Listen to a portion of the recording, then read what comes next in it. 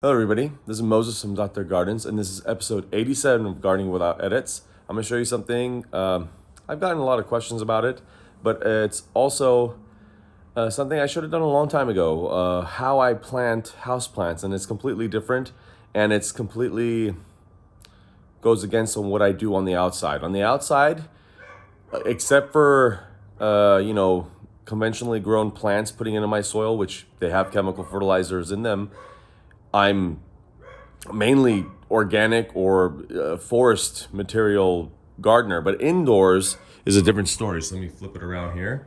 So there's all the lemons. I've been giving tons away. I'll link up in the video right now of the video of the lemon tree. I don't know how many. There was so many lemons. This whole table was full and it was about this high.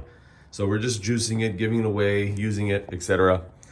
So I'm gonna be planting ginger. I soaked ginger for about 2 to 3 days. Now you can see that, let me show you. You can see it's starting to grow in. Those little nodules coming up. So it might be a little bit too much, this many of them. Break it up. If you have ginger, break it up into pieces. Sometimes you wanna let the ends, the newly cracked ends dry up a bit, but I'm not gonna wait, it's okay.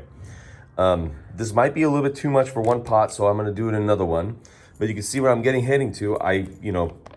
I will never use anything like this, or this brand, especially in my outdoor garden.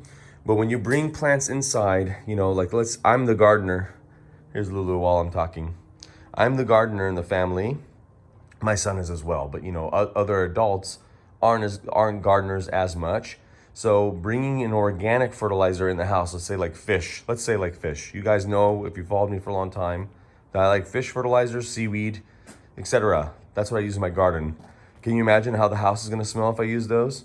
And on top of it, organic fertilizer, if not all of them, some, if not all, need the biodiversity in the soil to break down those organic materials, let's say like fish or seaweed, and then they pretty much defecate the, like earthworms and microbes, they defecate. That is the fertilizer now.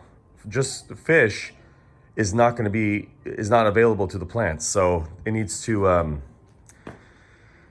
go through a process, a nicer way of saying defecation. So anyways, while you were listening to that boring conversation, you were watching Lulu. Back to this. So hence why I have this, and then they have the gnats designed to less prone for gnats. I'm not too sure what they put in there for that. Probably some kind of deterrent and or chemical that kills the eggs of the indoor gnats that are in your potting soil. But with indoor, I am unfortunately not afraid of using chemical fertilizers. I just have to. I mean, there's nothing else I could really do. With this, since I'm eating it, I'm gonna be using some organics that I found that don't have bad smell, but we're gonna see how it does. So I don't know. We're gonna find out. So I put soil in about 3 inches deep. I'll lay about 2 of these on top of that and then fill up the rest and water it in. That's pretty much it. So quick video. It's really dark. And of course, Happy New Year's, which is tonight or tomorrow. And, or if you already had your New Year's, Happy New Year. And as always, happy gardening. There's 2021. Let's have a better 2022, everybody. Bye.